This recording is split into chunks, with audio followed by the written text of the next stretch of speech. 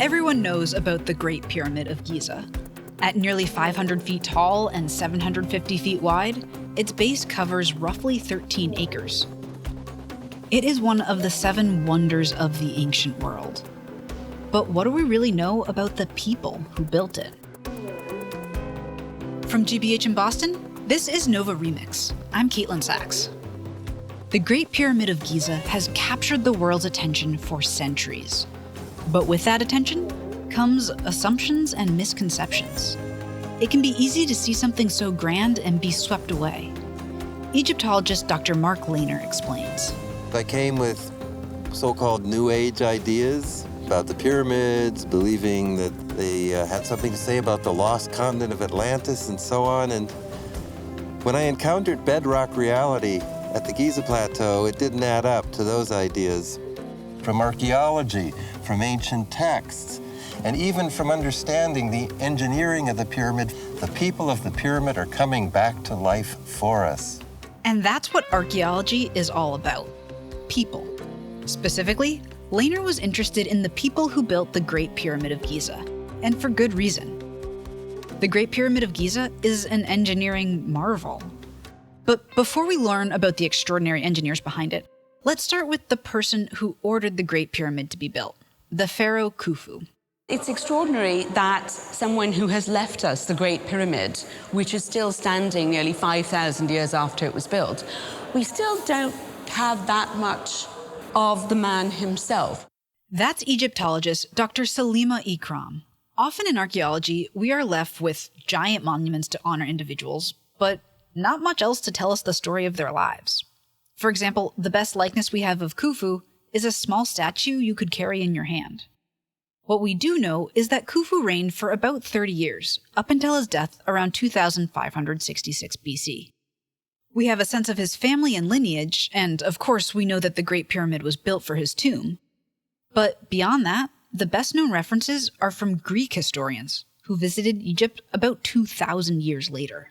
Herodotus wrote about the Great Pyramid, as of course who wouldn't, because he came here as a historian and a tourist. He also, of course, like any good tourist, listened to what the various tour guides said. And some of them were not very complimentary about Khufu, and they accused him of being a terrible, mean king. Herodotus' account provided Hollywood with a box office-ready story, that Khufu brutally enslaved his nation to build his grand monument. But some Egyptologists, like Lehner, think this story is too simplistic. Lehner realized a more nuanced narrative could lay beyond the Great Pyramid itself. I realized I had to turn my back to the pyramids to properly understand them. Because to properly understand them, you need to know about the people who built them, their civilization, their society. There were tens of thousands of people here building the pyramids. Where's their settlement? And that led us to look to the far south-southeast. In 1989, working with Egyptian archaeologist Dr. Zahi Hawass, Lehner made a remarkable discovery. Just south of the Great Pyramid and on the edge of modern-day Cairo, they uncovered the footprint of an ancient lost city.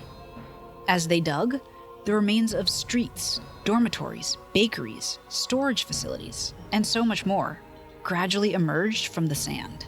The whole thing looks like an early version of institutional buildings like our hospitals, schools, prisons.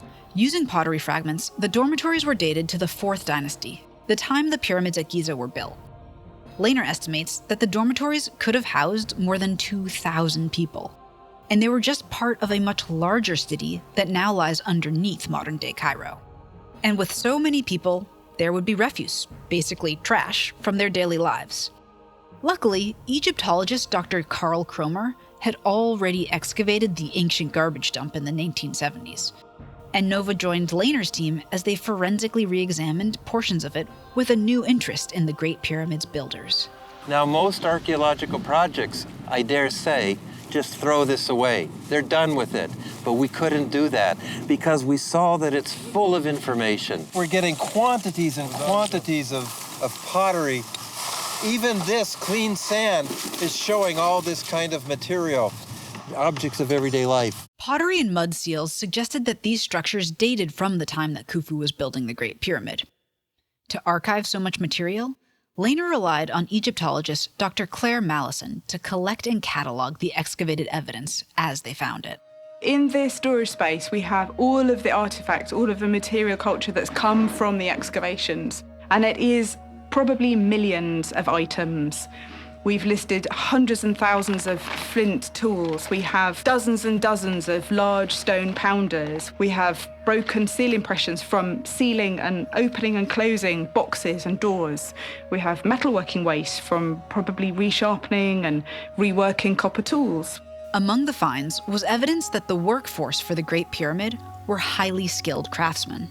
The team found tools that not only implied fine craftsmanship, but they also hinted at a larger effort beyond the Great Pyramid's immediate location. So there almost certainly would have been specialized workers providing tools for the workers who were building the pyramids. So it's a complete network. Everything fits together like this. If you haven't got the craftsmen to create the tools, to provide the people who are going to build the pyramids, the whole system falls apart. Other discoveries included large numbers of bread ovens, which suggested the mass production of food. And by studying animal bones found on site, archaeologist Dr. Richard Redding estimated that enough cattle, sheep, and goats were regularly slaughtered to feed thousands of people. These weren't just the meager rations a slave might expect. So they're getting a lot of food, but their bodies are requiring a lot of protein. They're working very hard. They're moving rocks. They work from sunrise to sunset. And we estimate they were getting almost 300 grams a day, between 200 and 300 grams a day of meat, which is about probably a Big Mac or a quarter pounder with cheese. This evidence was a far cry from the vision in popular imagination. It wasn't an army of unskilled, disposable, and malnourished slaves. The public thinks that slaves made the pyramids, and it's very annoying because they were well looked after, because there's no point in having a workforce that can't work. So really it was in the interest of Khufu to have a happy, well-fed, well-organized and healthy workforce. But if they weren't slaves, who were they? We know that thousands of people worked on the Great Pyramid over decades, but how could so many skilled individuals come together? Egyptologists believe there was a standing workforce, and they were already living in Egypt. They weren't all full-time builders. Many might have been farmers working the fertile banks of the Nile River. They would plant in late November, December. The crops would grow, and then just about when it started getting warm in the springtime, they would harvest. But for 3 to 4 months of the year, seasonal rains swamped farmlands around the Nile. This wasn't a disaster. This flooding helped keep the soil fertile, but it would mean that farming had to pause. Every year, the annual Nile flood turned the Nile Valley and the Delta into one big lake. The floods gave Khufu a predictable source of seasonal labor to build the pyramids, and in return, the farmers had work while they waited out the flood. They get fed, they get cared for, they get some payment. They also feel involved, and there's a sense of national pride. So in a way, building a pyramid is a smart move. Building the Great Pyramid must have had a dramatic effect on these 1 million plus people living in the Nile Valley at that time. A project like the Great Pyramid was so massive that it could have involved people from across Egypt, not just the people who worked directly on the construction. We've got estimates that suggest that there were more people involved in raising the food to feed the pyramid builders than there were here working actually on the pyramids. So I think I've got an estimate of over 1,500 individuals directly involved in raising sheep, over another 500 directly involved in raising cattle. That's 2,000 people. You can add then to what the raising of wheat and barley to make the bread. Along the length of the Nile, it's estimated that up to 20,000 ancient Egyptians supported the supply chain that ended at the construction site on the Giza Plateau. Adjusting for population, it would be like 10 million modern-day Americans recruited to work on a single project. I think that certainly there are state projects where people try to get this feeling, a sense of national pride and achievement. So, you know, when the US had its space program, there was a sense of national pride and achievement, even if not every individual was involved in it. In 2013, there would be another discovery that brought this supply chain into sharper relief. But this time, it would be 150 miles away, on the edge of the Red Sea. Nova and Nova Remix are supported by Carlisle Companies, a manufacturer of innovative building envelope systems. With buildings responsible for over a third of total energy use and energy demand on the rise, Carlisle's mission is to meet the challenge head-on. Carlisle's advanced, energy-efficient, and labor-saving solutions can help reduce strain on the grid. Operating nearly 100 manufacturing facilities across North America, Carlisle is dedicated to helping the transition to a smarter, more sustainable future. Learn more at carlisle.com. Nova and Nova Remix are sponsored by Viking Cruises. Ocean voyages, expeditions, river journeys, Viking is dedicated to bringing travelers closer to the destination, offering a small ship experience and a shore excursion in every port. Learn more at Viking.com. Archaeologist Dr. Pierre Tallet was investigating one of the world's oldest ports at Wadi al-Jarf. The port would have played a crucial role in the pharaoh's monumental building projects. Tallet and his team excavated around the boathouses, which led to an incredible find. First, we came across big limestone blocks. It was inscribed with name of Khufu. It was a real surprise. We have got small pieces of papyri. The cartouche of Khufu is quite everywhere. We were excited. It was, kind of a dream.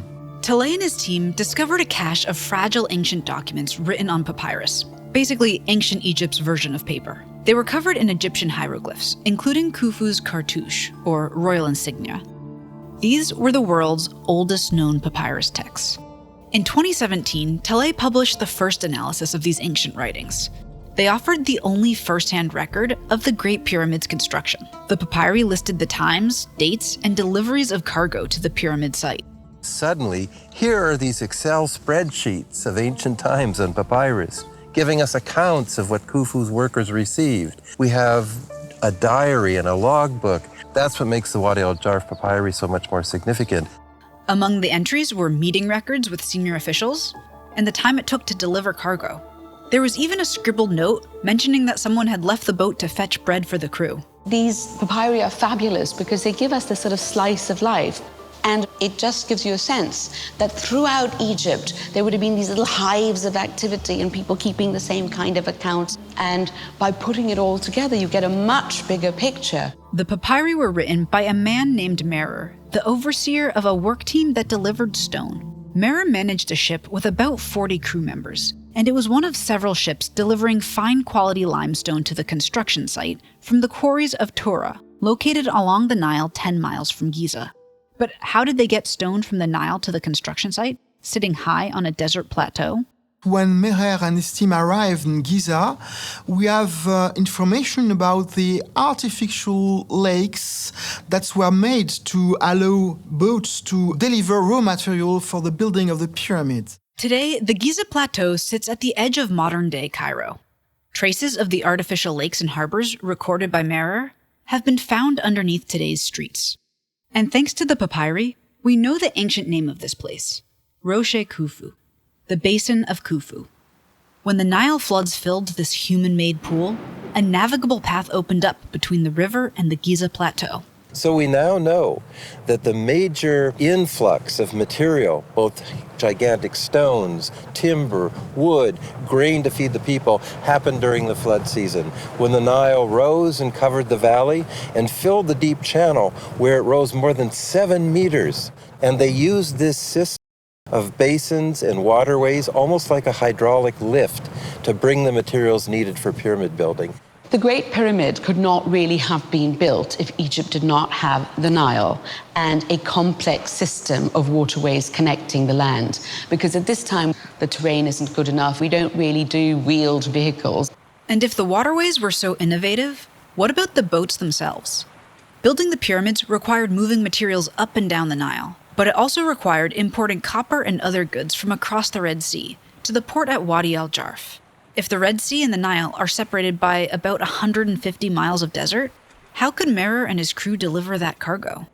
Archaeologists found a clue at Giza when they discovered the remains of 2 boats, one of which was meant to transport Khufu himself to the underworld. When we look at the Khufu boat, we see that here's a ship with elegance and amazing engineering, but that's entirely stitched together with mortise and tenon joins and by ropes that interlace through all the parts of the hull, for example. The wooden boats were sewn together. By using ropes instead of nails, Merer and his team could dismantle their boats and transport them across the desert to where they were needed next. They took the parts from the Nile Valley across to the Red Sea coast, piece by piece. Then they would put the parts together. They would basically stitch the whole ship together, get their loads of copper, bring the copper back. Copper is a relatively soft metal, prone to wearing down. The amount of copper required for tools on the job site must have been tremendous. But nothing compared to the bulk and weight of the primary building materials, the stone. Sourcing and delivering those goods from locations along the Nile would have also been a massive logistical challenge. Merer was responsible for bringing this limestone of Tura, which is of high quality, needed to construct all the casing, outer casing of the pyramid of Khufu. Today, the monument has been almost completely stripped of that outer casing. But 4,500 years ago, the smooth white limestone was a spectacular facet. It would have covered the whole pyramid, catching the rays of the sun in a stunning display. For people like Merer, it was an honor to be involved in Khufu's grand construction project. They actually called themselves the elite. Merer's group at one point is called in the papyri Setep Za, the chosen group. The Great Pyramid is actually built of 3 different types of stone. The outer casing's perfectly smooth white limestone concealed a much rougher inner core of coarse common limestone. And then deep within the pyramid are granite chambers reserved for the sacred tomb of Khufu. Millions of tons of stone were used in the construction, including the coarse limestone from the Giza Plateau, fine limestone from Tura, and granite blocks from Aswan, about 500 miles south of Giza. These different types of stone all had to be delivered at around the same time because all sections of the Great Pyramid were constructed simultaneously. They built them in stages, incrementally, and then filled in the mass of the pyramid around them, step by step, almost like 3D printing these days. The base is a near-perfect square, each side measuring 756 feet, and covering an area the size of 7 Manhattan blocks. It's as tall as a modern 45-story building, and it weighs around 6 million tons. To create the Great Pyramid, the builders even had to prepare the ground itself. Engineer Glenn Dash took us for a look at the foundation.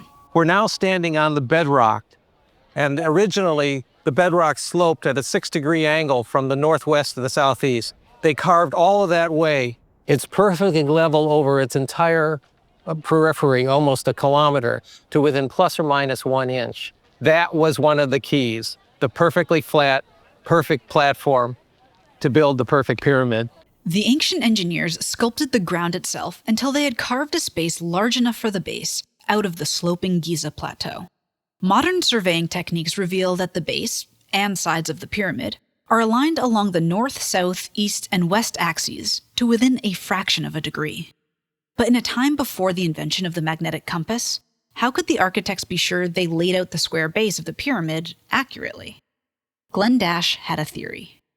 You simply take a stick and you stick it in the ground. The stick doesn't have to be straight, it doesn't have to be vertical. You just have to do the test on either the spring or the fall equinox. The equinoxes are the 2 days each year that fall midway between midsummer and midwinter. And ancient Egyptians would have noticed that the sun traveled a near-perfect east-west path on those days, casting a near-perfect east-west shadow on the ground. Dash believed that by marking the position of that shadow as it moved, the architects could lay out a near-perfect east-to-west line. If you do that, you get the kind of accuracy that the Egyptians have achieved when they aligned their pyramids 1/10 of 1 degree. It's a remarkable achievement. There was also great engineering inside the structure itself. The Great Pyramid was built to house and protect the king's precious mummified body, so the interior was just as important as the rest of the structure. Lehner took us inside to see how the internal chambers were supported. We're in the king's chamber, more or less in the heart of the pyramid. Here is essentially this great granite-lined box, built, for the most part, to contain the body of the king. They didn't want the weight of the pyramid that was meant to protect the king and ensure his resurrection, so that the weight of the pyramid wouldn't actually crush and destroy his mummy.